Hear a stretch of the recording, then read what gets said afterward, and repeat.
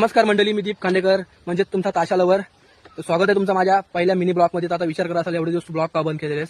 Blog बंद करण्याचं कारण कसं आला, व्हिडिओ काढायला कोण नसतो कारण मोजकीच पोरं असतात वाजवायला.